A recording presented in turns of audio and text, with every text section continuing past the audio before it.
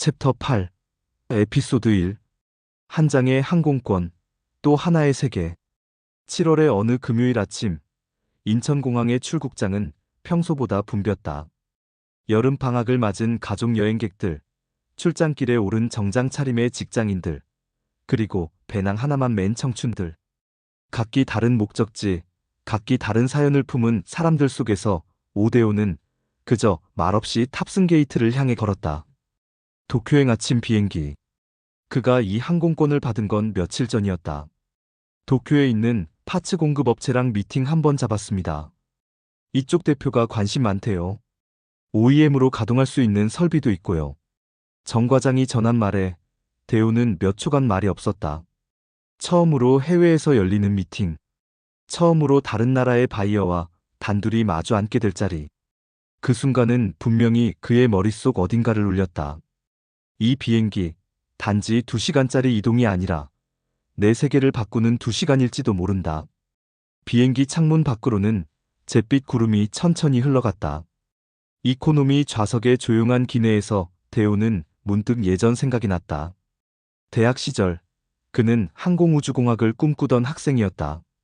비행기 날개의 구조를 이해하고 항력과 양력의 수치를 계산하며 흥분하던 시절. 하지만 그 모든 건 생활비와 병역, 가족 형편 앞에서 접어야 했던 꿈이었다. 그는 그렇게 산업 디자인으로 전과했고 공장에서 기술 영업을 시작했다.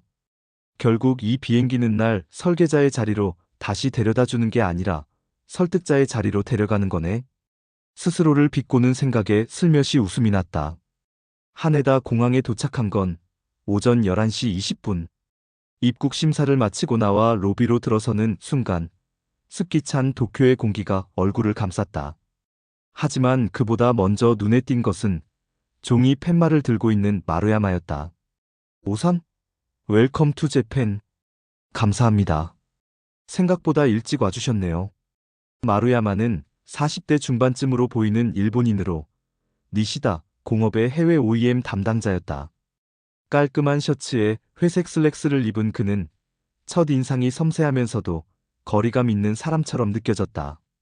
그 거리감은 몇 시간 뒤의 미팅에서도 유지되었다. 미팅은 시나가와에 있는 작은 컨퍼런스룸에서 열렸다. 대우는 이미 프레젠테이션을 여러 번 연습했고 자료도 한일 양국어로 준비해 갔다.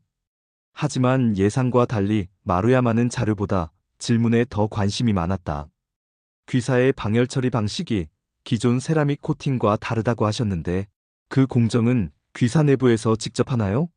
아니면 외주로 처리하나요? 귀사에서 언급한 내마모성 테스트 수치는 ISO 기준인가요? 아니면 자체 개발 테스트입니까? 질문은 날카롭고 구체적이었다. 대우는 순간순간 숨을 고르며 정확한 단어를 찾기 위해 고심했다. 그에게 일본어는 익숙하지 않았고 영어로 대화하자니 표현력이 부족했다. 통역이 있었으면 하는 생각이 잠깐 스쳤지만 이건 그의 싸움이었다. 한 문장씩 그는 천천히 대답했고 마루야마는 그 답을 끝까지 듣고서 고개를 끄덕였다. 미팅이 끝난 건 오후 4시. 도쿄는 여전히 무더웠지만 대우의 셔츠는 더운 날씨 때문만은 아닌 땀으로 축축했다. 오상, 오늘 미팅 수고 많으셨어요. 우리 내부적으로 검토해보고 다시 연락드릴게요. 네, 감사합니다. 자료 정리해서 곧 다시 보내드리겠습니다. 악수를 마치고 사무실을 나오는 길, 그는 길가에 놓인 자판기에서 물 한 병을 샀다. 병을 열자마자 시원한 탄산이 목을 타고 내려갔다. 그리고 그제야 그가 진짜 도쿄 땅에 서 있다는 실감이 들었다. 호텔로 돌아가는 길, 그는 문득 멈춰섰다. 눈앞에는 시부야 스크램블 교차로. 그를 중심으로 수백 명의 사람들이 사방에서 걸어 들어오고 다시 흩어졌다. 세상엔 정말 수천 개의 길이 있구나. 그가 중얼였다. 한국에서 아내와 딸, 아들이 그를 기다리고 있고 회사에선 정 과장이 다음 미팅을 준비하고 있으며 그 자신은 또 다른 계약을 꿈꾸고 있었다. 그는 문득 생각했다. 이 항공권이 없었다면 그는 여전히 작은 회사의 설비 전문가로만 남아 있었을지도 모른다. 하지만 지금은 다르다.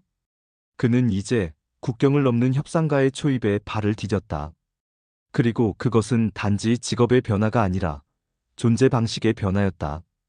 밤이 되자 호텔 창가에서 그는 아래를 내려다보며 메모를 꺼냈다.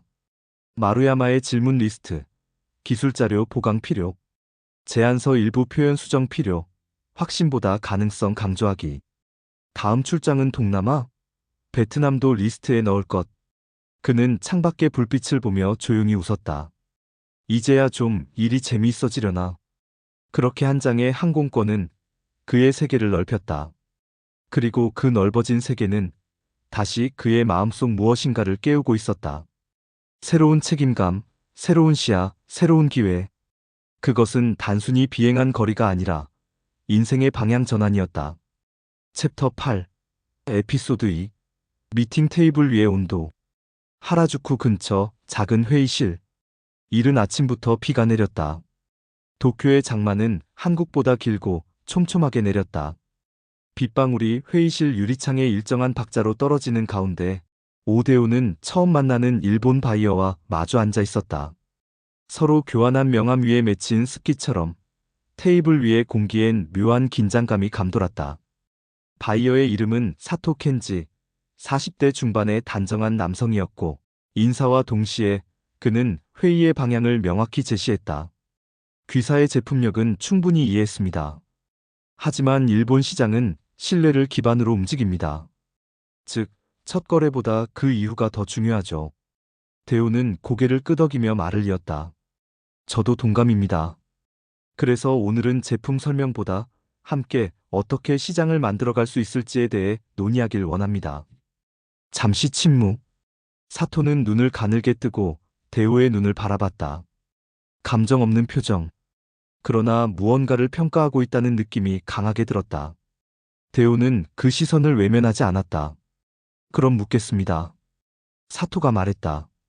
한국 기업들은 왜 항상 빠른 성과를 요구합니까? 시장을 설득하려면 시간과 신뢰가 필요한데 왜 그 인내심을 가지지 않습니까? 뜻밖의 질문이었다. 그러나 대우는 피하지 않았다. 좋은 지적입니다.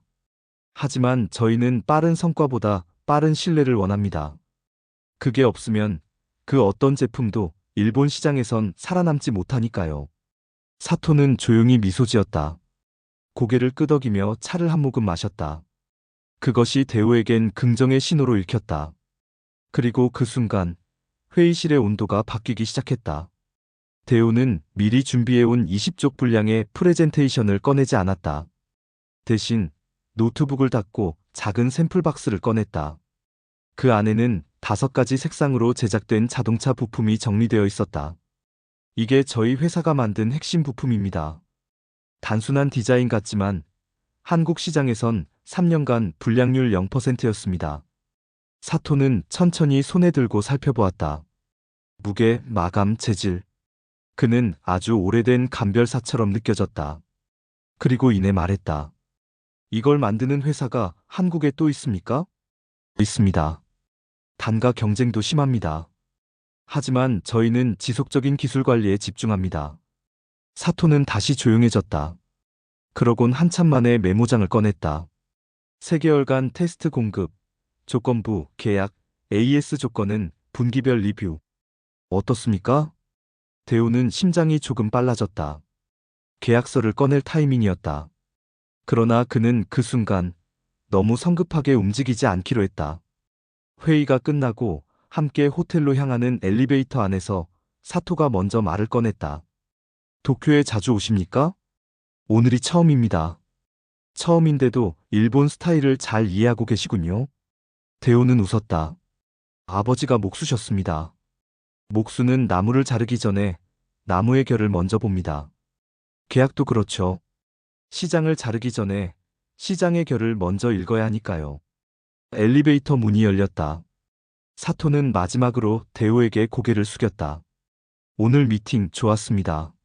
아마도 좋은 시작이 될 것 같군요. 밤이 되자 도쿄의 거리는 더욱 조용해졌다. 호텔방에서 창밖을 보며 대우는 노트북을 켰다. 메일함엔 한국 본사에서 보낸 실적 계획표 제출 요청 메일이 와 있었다. 그는 잠시 마우스를 올려두었지만 열지 않았다. 오늘 이 자리에서 그는 매출을 팔지 않았다. 대신 신뢰의 틀을 깔았다. 그게 곧 진짜 성과가 될 거라 믿었다. 그날 저녁 일기. 도쿄는 빠르게 걷지 않는다. 말도 느리다. 그러나 그 느림 속에 엄격함이 있다. 회의 테이블 위의 온도는 언어보다 깊은 감정의 온도였다. 나는 아직 계약을 따는 게 아니다. 하지만 오늘 계약서보다 더 중요한 신호를 하나 받았다. 일본 시장에서 살아남으려면 말을 줄이고 관찰을 늘려야 한다. 그리고 가장 중요한 건 너희는 이 시장을 정말로 이해하고 있느냐? 라는 무언의 질문에 한 번이라도 그렇다고 믿게 만드는 것. 오늘은 그 첫걸음을 뗐다. 계약은 종이 위에 쓰여지지 않았다. 하지만 테이블 위에 놓인 그 짧은 침묵과 미소들 속에 오데오는 그보다 더 확실한 무언가를 읽었다. 이제 시작이다.